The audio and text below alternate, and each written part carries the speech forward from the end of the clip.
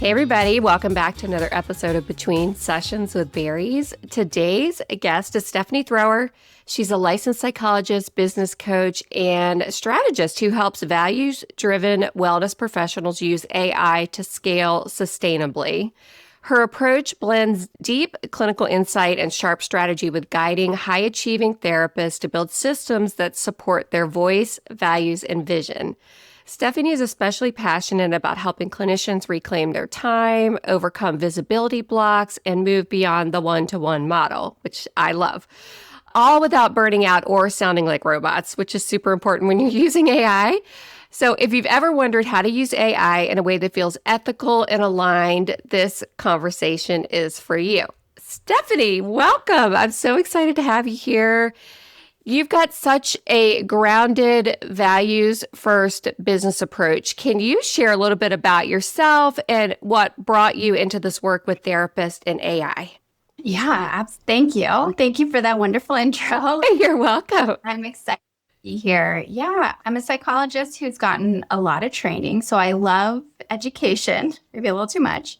And near the end of my education, I started to become a vocational psychologist. I had done a lot of trauma training, but the vocational psychology was it was in the VA, but it really lit me up. I loved doing the assessments.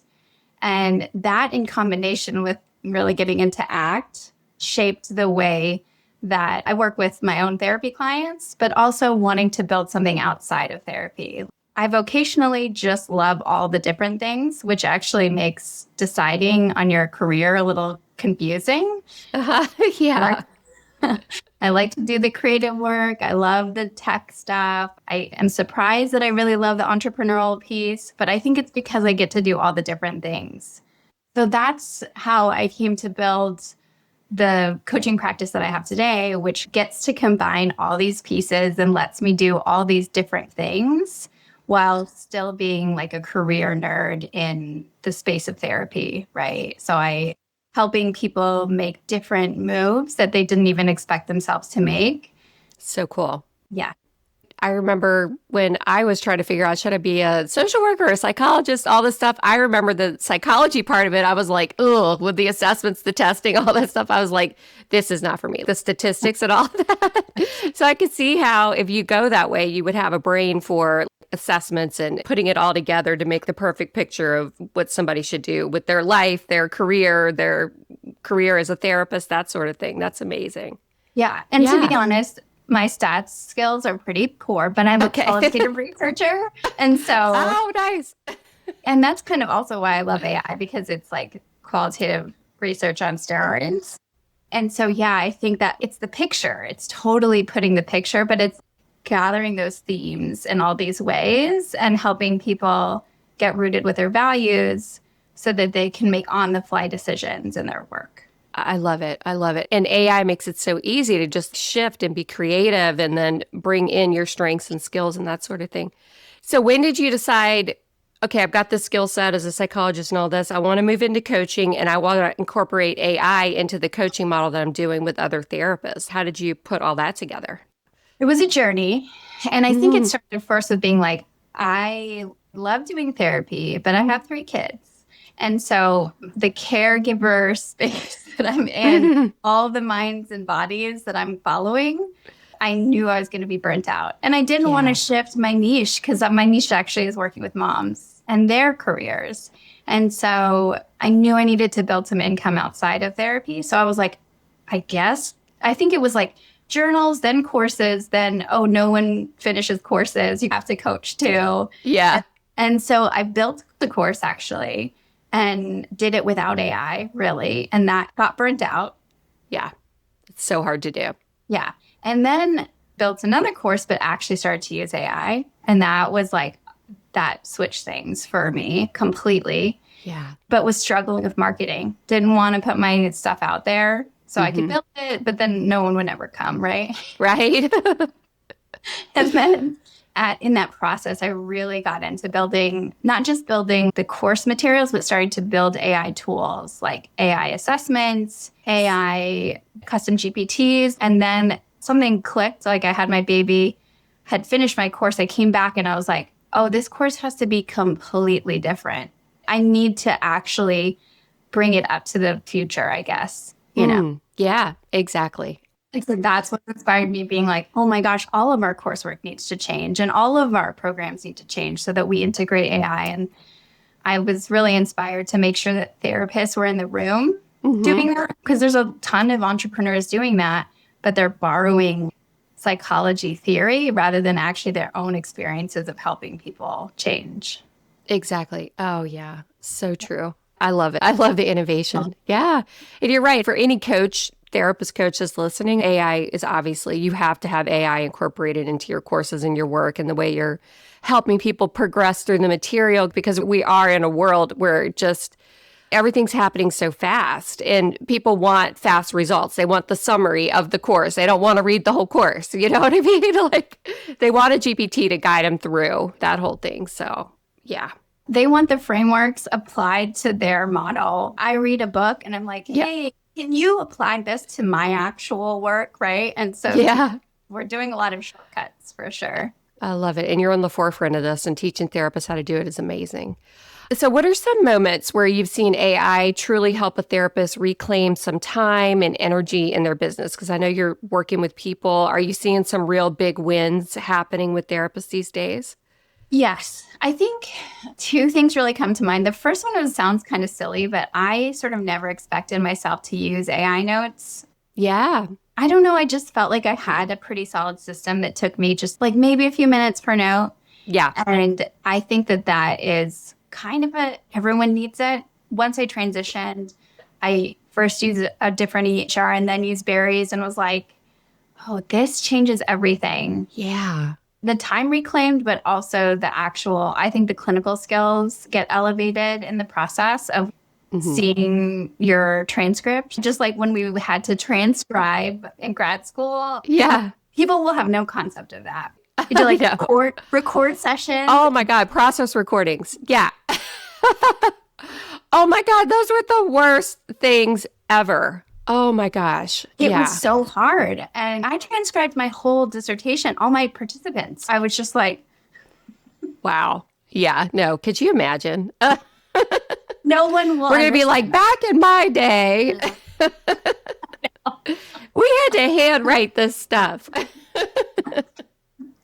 So the notes are really key. That shifts things. You're more present in session.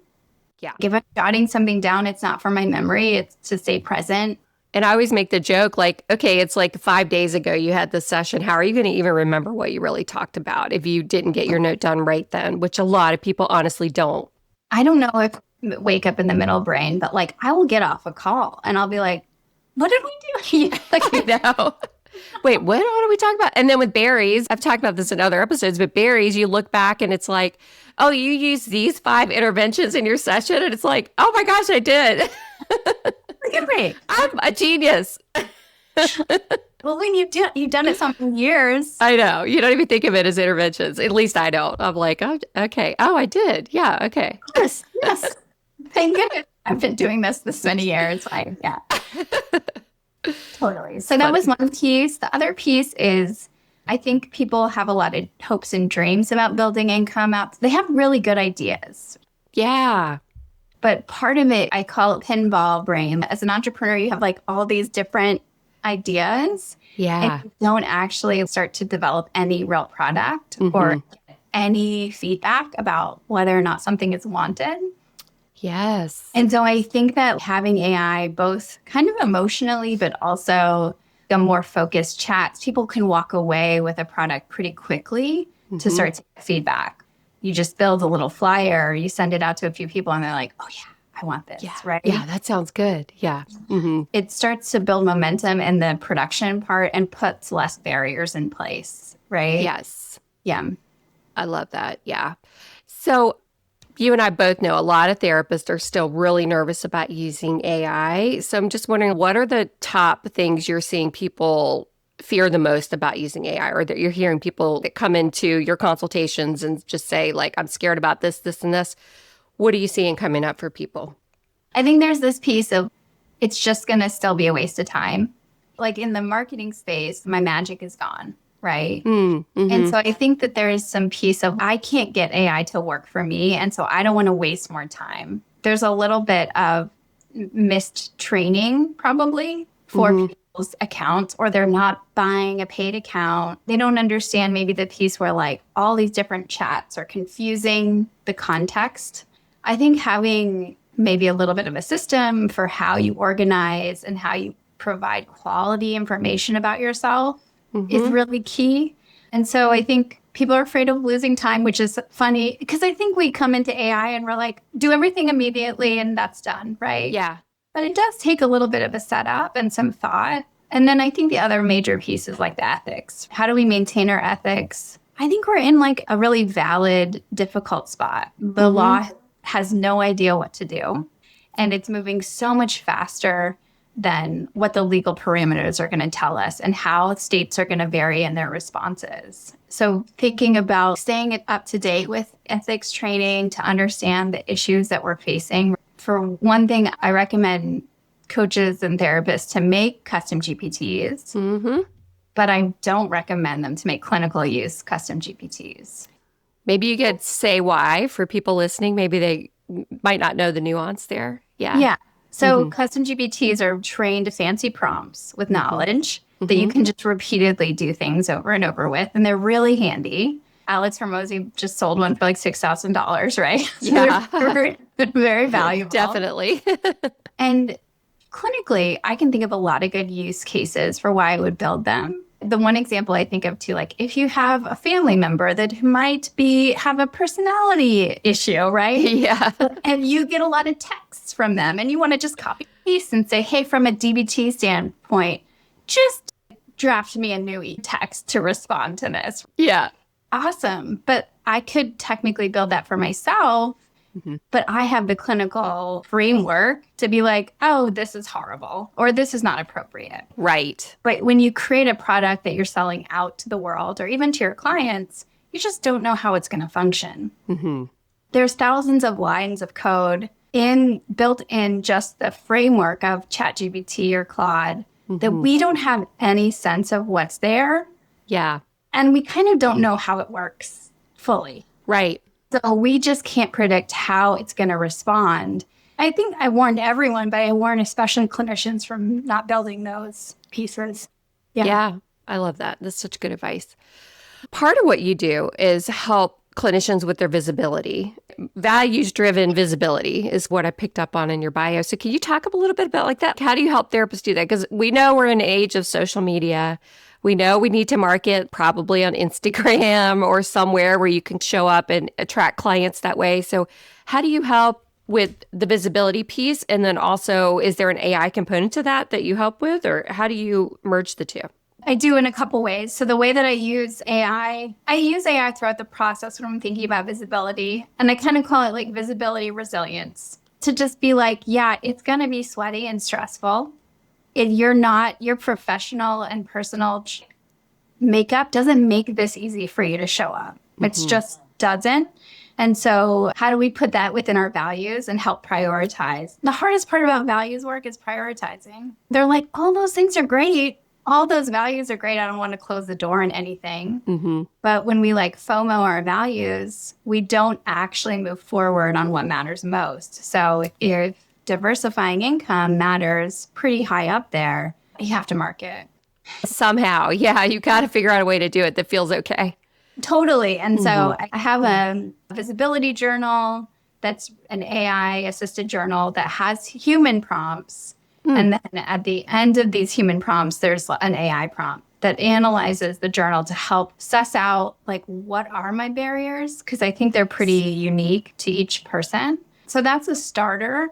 And then with those answers, we think about in strategy, but also in the marketing process, how do we address those barriers?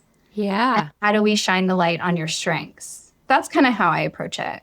That's amazing. And I'm just thinking AI can totally help with that. Once you use your journal and then you suss out what are my values, it's like, okay, now the prompt is how do I show up and feel aligned with all these values that are showing up in my journaling in this work that I've just done. It sounds silly, but so I have dyslexia. So spelling was like a big thing. It's always been a big thing.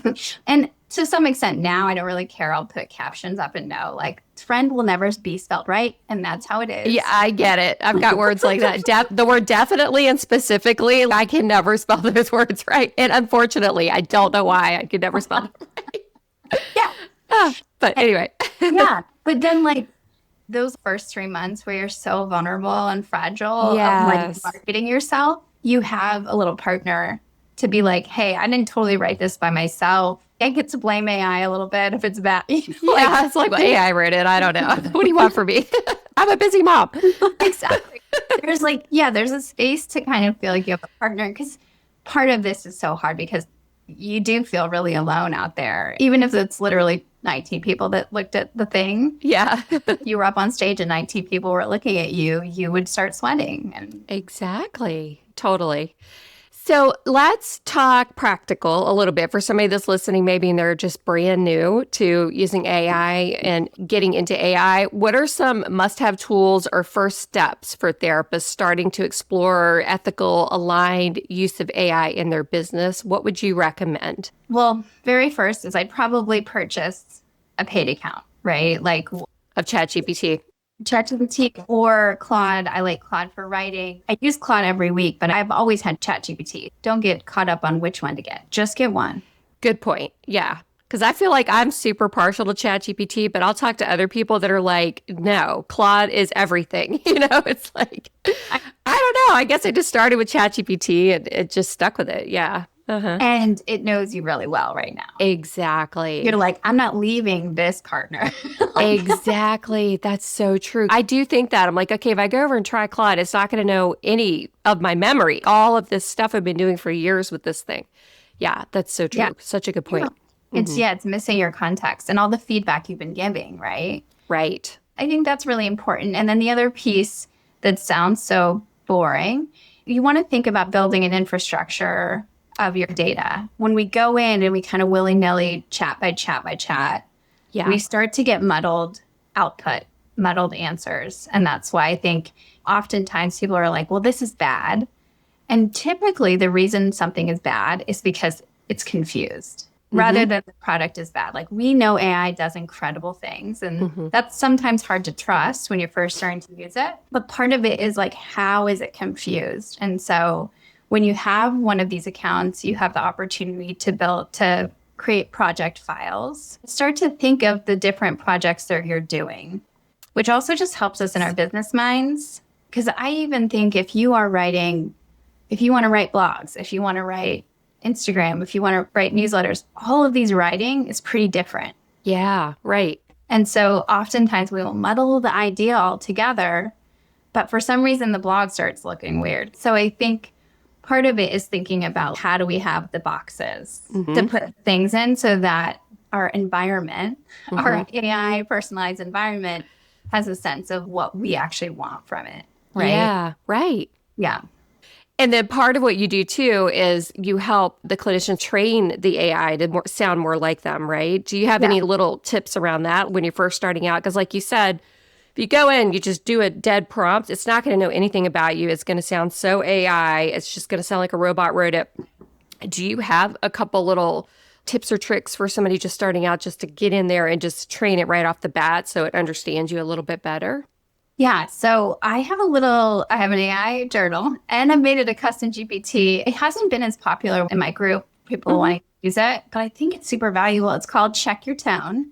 Oh, nice. Okay. And so you answer 4 different questions, and they're basically like mostly talk to text. Because part of it is, how do you really know what your tone is when you write? I'm not an English major. Nobody taught me what my voice was. And when I was in academia, that wasn't supposed to be my voice. And so part of it is like giving it examples of writing that you like, talking about how you might talk to clients about how you work. There's 4 specific prompts, and out will give you a voice and style guide. Nice. And that guide can be inputted into kind of everywhere. You can do little versions of that, but something more thorough won't take you that long because you've already got the copy probably available. Yeah. That's true. Even going to your website and saying, analyze my website to learn more about me, or something, like anything to give it some context. Yeah, it helps so much, the output. It's like, oh, now I get it in my clinical AI club. It's like brand new people. They'll be like, I don't even understand why people like this. And then it's like, well, just give it a little, like you're saying, context about yourself. And then they really get it. And then they understand prompts and the construction of a prompt. And then if you have a guide like you offer, to be able to just upload that guide to any chat thread is going to be super helpful just to save you time and then just give it the context right off. So you have a lot better output. Yeah. Yeah. And I think that they're probably, so I'm going to contradict myself a little bit. There's a period where you need to play. Okay. I love that. Yeah. Because I don't know if you remember, I remember being on Paint, like oh, yeah. Oh my gosh. When I was MS Paint. Yeah. And you just fill the whole thing. And then you'd start to like, through each cube, you would like fill it, right? And yes. It was so bad. But so funny. I had to practice and learn and play in there. And so I feel like people are like, okay, I got to sit down and learn AI. It really should be like turning on water. Yeah. Yeah. You should go in there and have conversations. And so maybe that's your project file where it's like, mess around, right? Yeah. Mm-hmm. But that's where you're going to start to learn. You have to start to build that critical eye of, you're giving me bad output now. Something just happened. And that is a skill we have to grow, right? Yes, yes. And with the recent update of 5, I don't know if this happened to you, but ChatGPT just released 5 and it's terrible. Like all of my outputs are awful. I'm like, what are you doing to me? Yeah. So updates can change things, I guess. Totally. Yeah. And to be like, no, you're wrong. Yeah. I'm saying that a lot. I'm like, no, you're wrong. That's not my name. Exactly. It's like, what are you doing to me? You're trying to ruin my whole vibe here. Yeah, you made that up, right? Oh my God, you know we're AI geeks when we're laughing about the ChatGPT 5 update and how it doesn't get us. I know, I feel... It's so funny. I might be a little disconnected from what other people Oh, that's hilarious, yeah. Okay. All right. Oh my gosh, this is so helpful, especially for somebody brand new to this. I think it really helps to get some context around how to start using AI and making it helpful when we're already busy people, busy therapists, and probably already burned out a little bit. So usually at the end of the podcast, we like to do little lightning rounds and ask you some quick questions and just see what your advice is or tips that you have.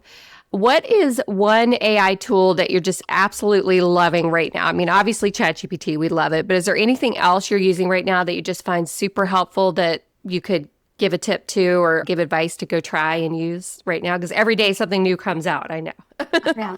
Yeah, consistently, because I'm building more course stuff, Gamma or presentations, Gamma is the thing right now for me. Nice. I used Slides AI before for another course, but Gamma just creates beautiful things very quickly, and it's very easy to like move things around.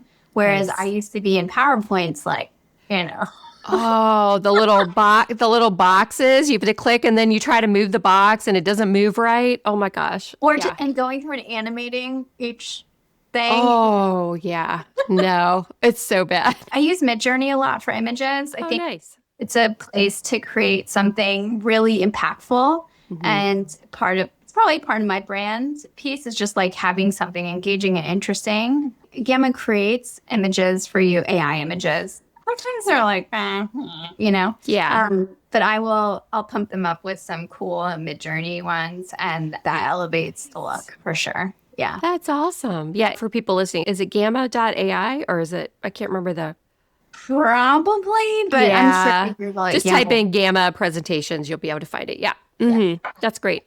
Do you have your best advice for a therapist who's trying to scale sustainably?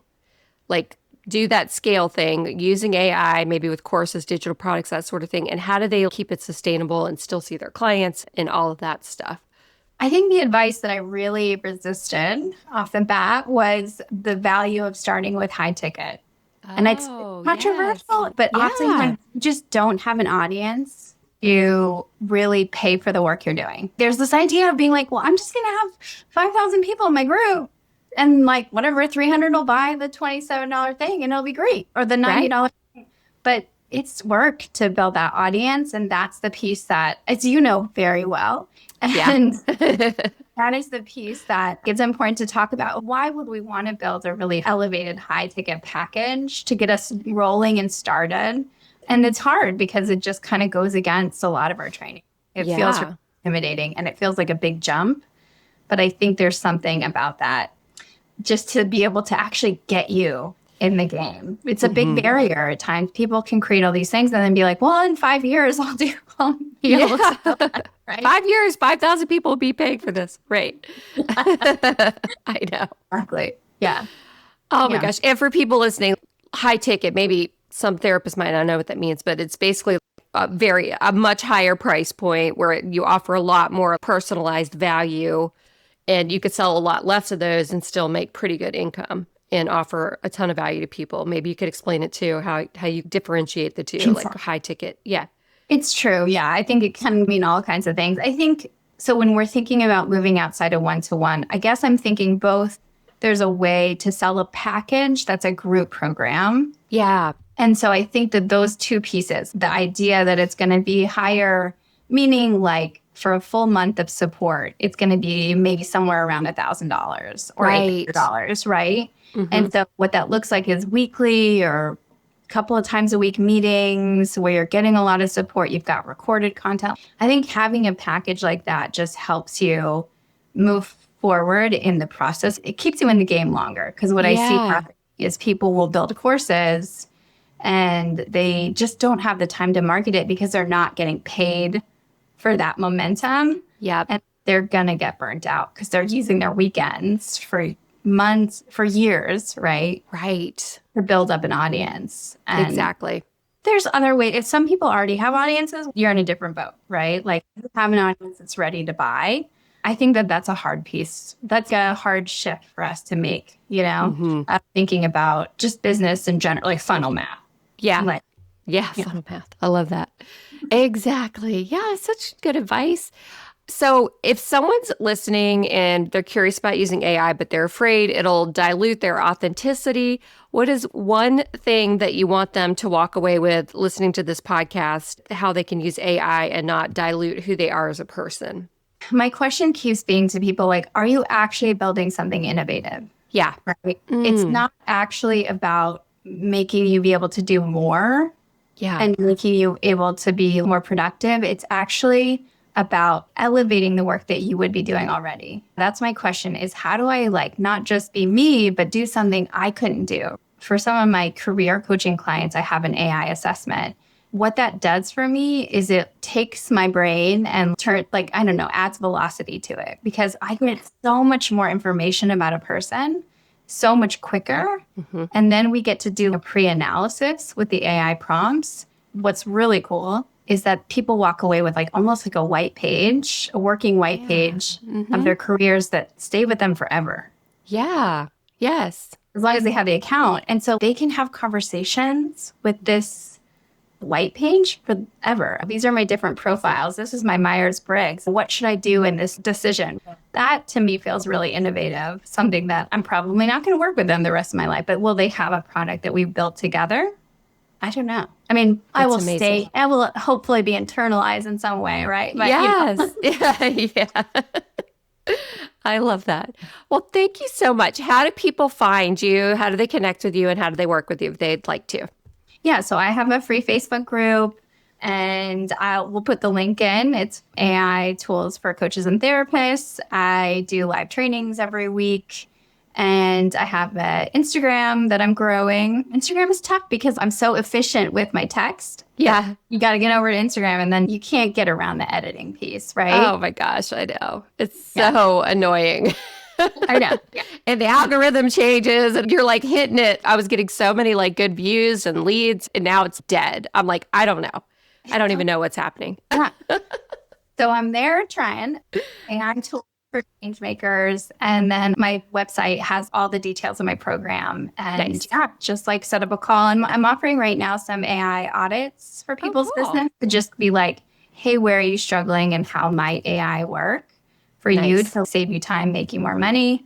And I'm going to be building an AI content gym for people. Okay. So a membership where people come and it's a place to build accountability for blog writing, even for therapists to be like, okay, let's build a community. Let's train our AI to sound like us. And then let's also, the pieces, am I really keeping up with my goals? So train your AI, train your content habit.